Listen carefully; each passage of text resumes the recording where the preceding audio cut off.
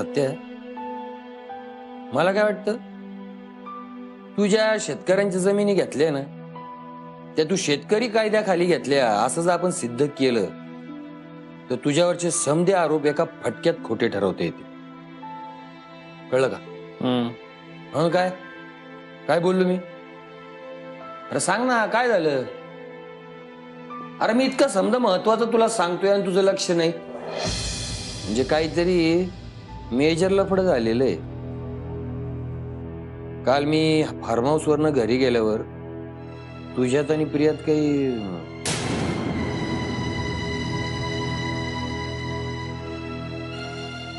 हे बघ, मी निघताना तुला हेच सांगणार होतो, चांगल्या माणसाशी चांगलं वागावं हा माणुसकीचा कायदा आहे अरे. आणि माझ्या बायकोनं विश्वासघात केलाय तो बसतो तुझ्या माणुसकीच्या कायद्यामध्ये. अरे पण वहिनीने विश्वासघात केला म्हणजे हे तुला वाटतंय. हे बघ, मला काय वाटतं ते महत्वाचं नाही, ते पुरावे काय सांगतात ना ते महत्वाचं. पुराव्यांना माणुसकीच्या कायद्यात जागा नसती, सत्या ध्यानात ठेव. समजा आपण असं समजलं की वहिनीने तुला त्रास दिला, तुझा विश्वासघात केला. अरे पण त्याची शिक्षा द्यायची म्हणून तू त्या प्रियाचा वापर करतोयस, हे कितपत बरोबर आहे अरे? हा, अरे त्या पोरीच्या मनाचा विचार कर बाबा.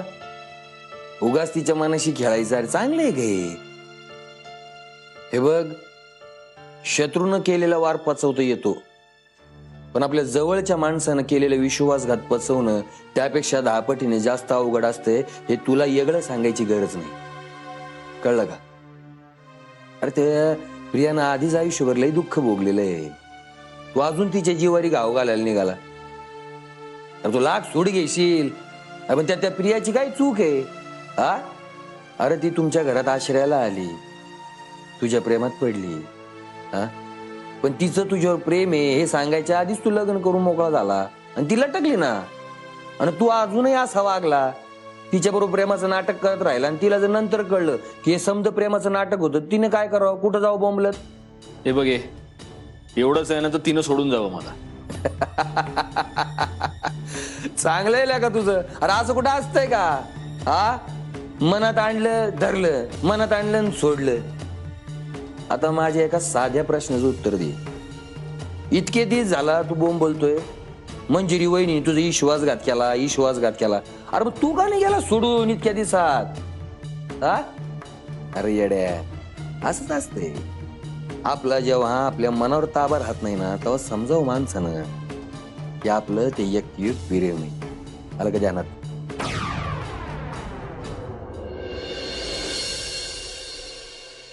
प्रिया आणि सत्यजित फार्म हाऊस वरून आल्यापासून बघते मी, प्रिया काहीशी उदास दिसते मला. नाही ग, मला तर तसं काही नाही वाटत. नाही नाही म्हणजे तसं प्रिया म्हणाली मला की ती आणि सत्यजित खूप आनंदात होते, पण तिच्या बोलण्यात काहीतरी असं वेगळं जाणवलं मला. म्हणजे मनात एक आणि ओठावर तिसरंच काहीतरी. नाही ग, अगं तसं काय बी नाही. तू जास्त विचार करायलीस. असं काय करता वंच? प्रियाचा विचार करायला नको का मला? खरंय तुझं. तुमच्याशी ती काही बोलली आहे का? नाही, जे तुला सांगितलं तेवढंच. वंच, तुम्ही खरं सांगताय ना? नाही म्हणजे नक्की तसं काही नाही आहे ना? अगं बहिणी, तसं काय असतं तर मी तुला सांगितलं नसतं का? आणि आजपर्यंत मी काय लपवले तुझ्यापासून? पण मग मलाच असं का वाटतंय? वहिनी, तू लय विचार करायलीस बघ, म्हणून तुला भासवत आहे. तसं असेल तर चांगलंच आहे म्हणा. म्हणजे हा, आता तिचा चेहरा थकल्यासारखा दिसतोय, पण परवासाची दगदग झाली असेल ना. आता तूच बघ ना, काल गेले आणि लगेच आज आले, त्यात फिरणं बी झालं असेल, थकली असेल विचार. पण आता तिनं सांगितलं तेव्हा पटलं की नाही तुला? हो. मग झालं तर अगं न ग विचार करूस, होईल समजा व्यवस्थित. तसं नाही वंच, सत्यजित आणि प्रियानं अगदी आनंदात राहावं असं वाटतं मला.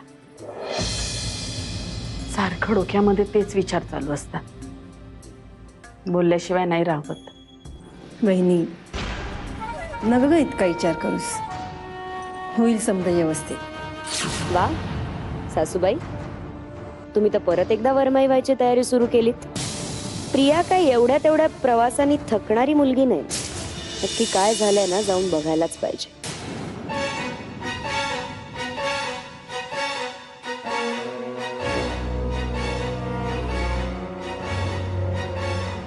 प्रिया, काय ग, कसा झाला हनीमून?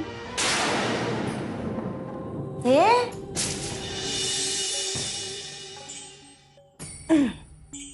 लाजतेस की काय? अरे बापरे, रडतीयस का? काय झालं? नाही उगी उगी रडू नको बाळ.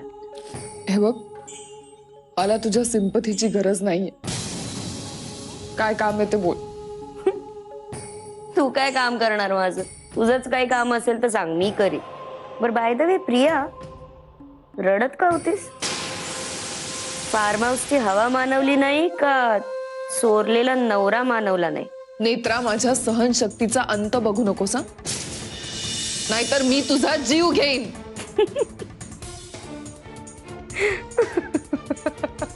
मी जे बोलले ना ते करून दाखवी ना.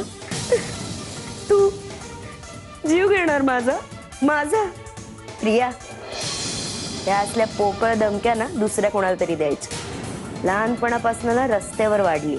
ह्या असल्या धमक्या खूप पचवल्या आणि खूप दिल्यात पण.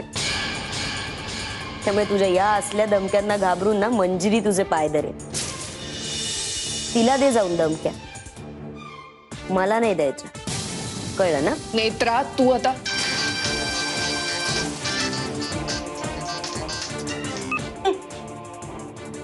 हा माधव, काय? अरे पण हे कसं? तू आई आणि सत्यजितला सांगितलंयस? बरं ठीक आहे, मी बघते.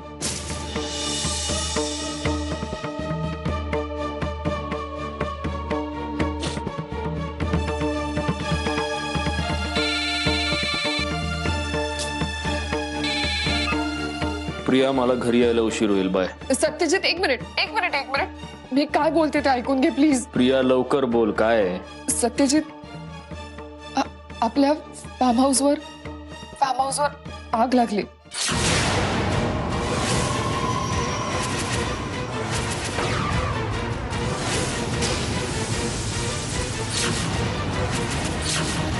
हॅलो सत्यजित,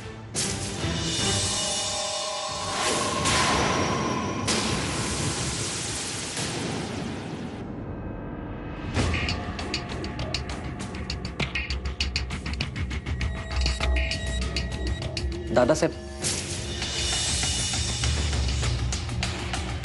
दादा. आग आग आग आग नाही, या आगीशी आमचा कुठलाही संबंध नाही. कुणीतरी राजकीय वैमनस्यातून आमच्यावर ही कारवाई करताय. कुठल्याही चौकशीला आम्ही तयार आहोत. निर्दोष सापडणार आणि दोषी सापडलो तर राजकारण सोडून देऊ आम्ही. दादासाहेब, मी आहे आशिष.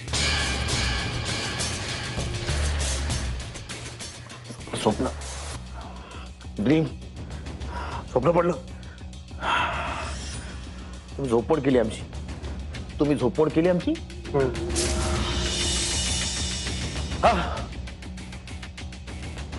कोंबड कापलं.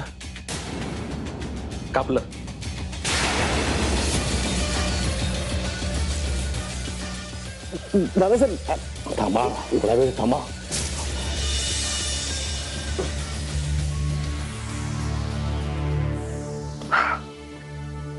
बोला. कोंबड कापलं, पण भाजायला काही नव्हतं. मग काय, दिलं फार्म हाऊस पेटवून आणि खाल्लं कोंबड.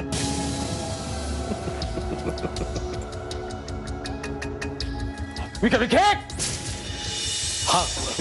हा साहेब, कोंबड कापलं. आनंद बास, आनंदबास, तांबडे बाबा तुम्हाला फळ देणार. फोन लावा, त्या विंजेला फोन लावा. लावा. तुम्हाला चांगले कपडे करू आपण आता. एक काठी पण घेऊन नवी. जे आता हा विंजे, झोपलात का? आता झोपायचं नाही. आत्ताच्या आत्ता उठायचं आणि सकाळी मुधोळकरच्या घरी जायचं. त्याला पैसे मागायचे, त्यांनी दिले नाही तर परत मागायचे. रिकाम्या हातानं परत यायचं नाही. आणि आता झोपायचं आहे. आता झोपायचं, सकाळी फ्रेश मूड मध्ये मुधोळकरच्या घरी जायचं. ठेवा.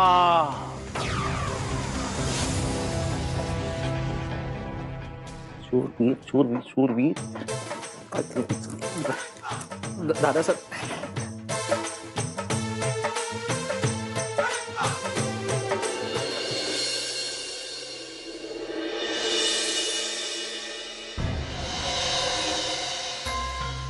प्रिया, प्रिया, हे सगळं काय झालं? तू मला कसं माहित असणार? तू आईशी बोललीस का तू? हो, मावशीने खूप मोठा धक्का घेतला. देवघरात जाऊन बसली आणि कोणाशी काहीही बोलायला तयार नाही. माझ्याशी पण काही बोलली नाही. तिने असा पण केलाय की जोपर्यंत देव तिला उत्तर देत नाही तोपर्यंत ती त्याच्या समोरून हलणार नाही. अगं पण हे असं करून कसं चालणार आहे? मी खूप समजावण्याचा प्रयत्न केला पण ती काहीच ऐकायला तयार नाही. आणि हे कुठे आहेत? मला तर काही सुचेनासंच झालंय. काल रात्रीपासून कुठे गेलेत काही कळायलाच मार्ग नाही. मला कळल्यावर मी त्याला ताबडतोब कळवलं होतं. तो ऑफिसमधनच फार्म हाऊसवर गेला होता. तेव्हापासून त्याचा फोनही स्विच ऑफ लागतो. खूप काळजी वाटते अगं प्रिया. म्हणजे मनात नाही ते विचार येऊन जातात. परवाच तुम्ही दोघे फार्म हाऊसवर जाऊन आलात ना, तेव्हाच जर काही झालं असतं तर. नाही, नुसतं विचार करून सुद्धा अस्वस्थ व्हायला होतं मला. आम्ही फार्म हाऊसवर गेलो होतो पण तो विषय आता संपलाय. पुन्हा त्याबद्दल बोलून काय होणार आहे? तू त्यांना फोन करून बघतेस का? हा, म्हणजे पुन्हा एकदा करून बघ ना. मी केला असता पण. बरं ठीक आहे, मी करते.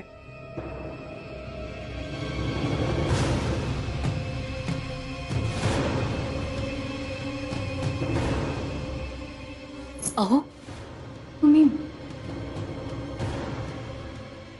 सगळं संपलंय. तर काही सुरलं नाही. उभ्या घराचं एका रात्रीत कालपर्यंत जिथे आपलं फार्म हाऊस उभं होतं तिथे आता फक्त मातीचा ढिगारा आणि जळलेल्या लाकडांची राख उरली.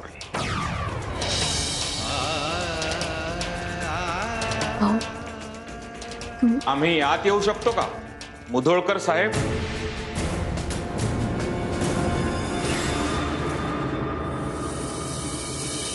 आजच्या डीलसाठी काय काय क्लॉजेस आपण त्यांच्या समोर ठेवायचे त्याची तयारी केलीस ना तू? हो दादा, सगळं तयार आहे आता. काय का अंकिता, काय झालं? कोणाचा फोन आहे? अगं सांग ना, काय झालं? मी मंजिरीला सहजच फोन केला होता. मी एकदा सांगितलं होतं ना या घरामधून मंजिरीला अजिबात फोन करायचा नाही म्हणून. दादा प्लीज माझं ऐकून तर घ्या. मंजिरीकडून असं कळलंय की सत्यजित रावांच्या फार्म हाऊसला आग लागून सगळं भस्मसात झालंय.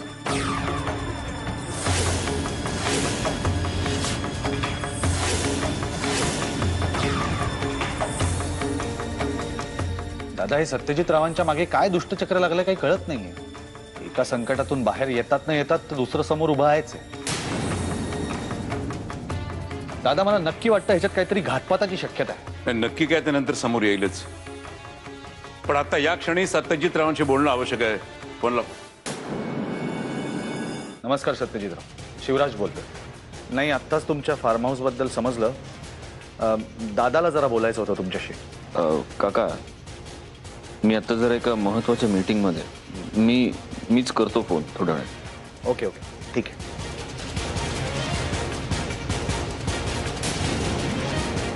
सत्यजितराव जरा कामात होते दादा, करतायत परत फोन.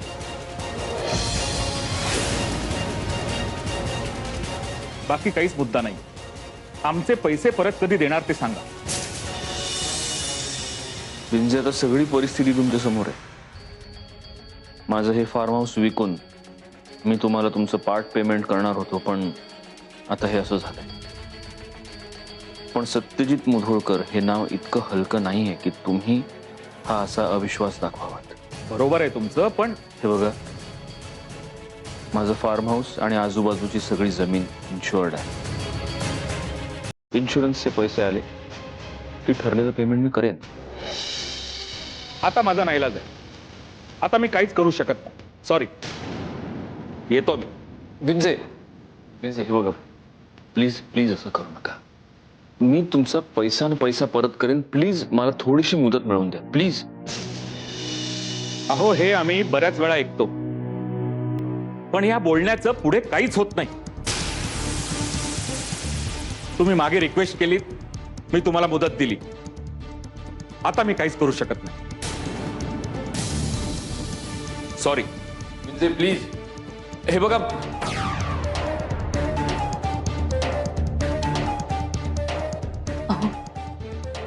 अहो तुम्ही नका काळजी करू, सगळं नीट होणार आहे. मला नाही ऐकायचं काही.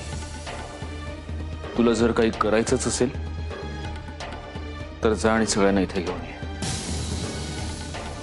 त्यांना सांग मला बोलायचं आहे त्यांच्याशी. जा.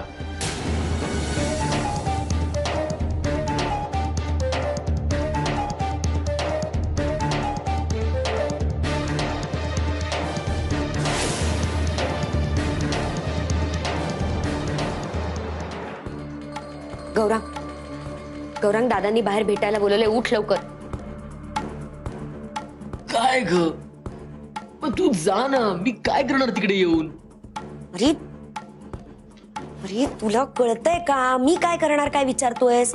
मी जाऊन सांगू का तिथे ही प्रॉपर्टी माझी आहे, मला ह्याच्यात हिस्सा द्या म्हणून? कळतंय का तुला काही? उठ लवकर. मित्रा, अगं अशा वेळेला आपण दादाशी काय बोलणार? बाळा, तू हुशार आहेस की नाही? तुला ऐन वेळेला नक्कीच सुचेल काहीतरी. तू प्लीज उठ. मित्रा, माझ्या ना पोटात अचानक दुखायला लागलं. थोबाड फोडीना लहान मुलांसारखा वागला तर. अगं थांब. शी, काय कटकट आहे बाबा तुझी. कटकट नाहीये, पण हीच वेळ आहे.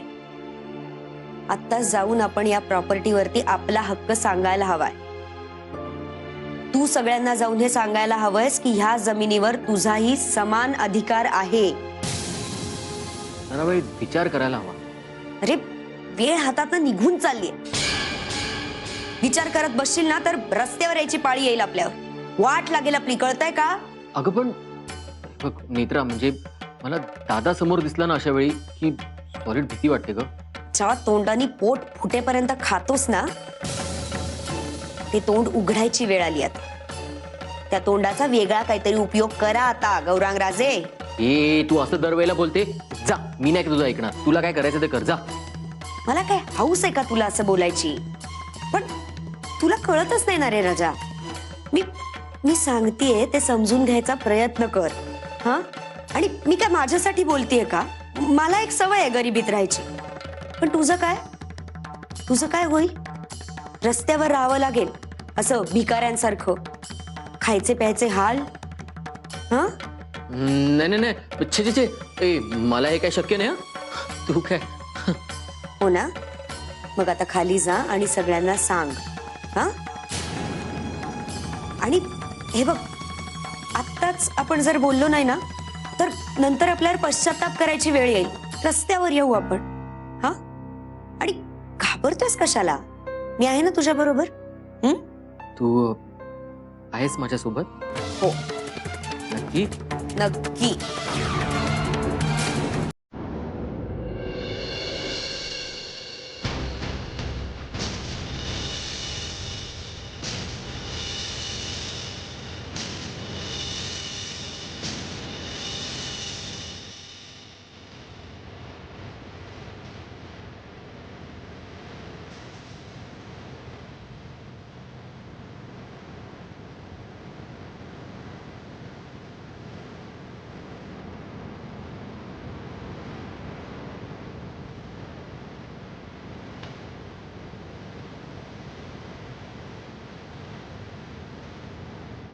दादा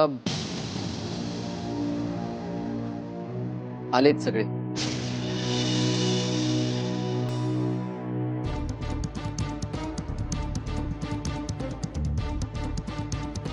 आई, मावशी नाही येणार. ती देवघरात बसली.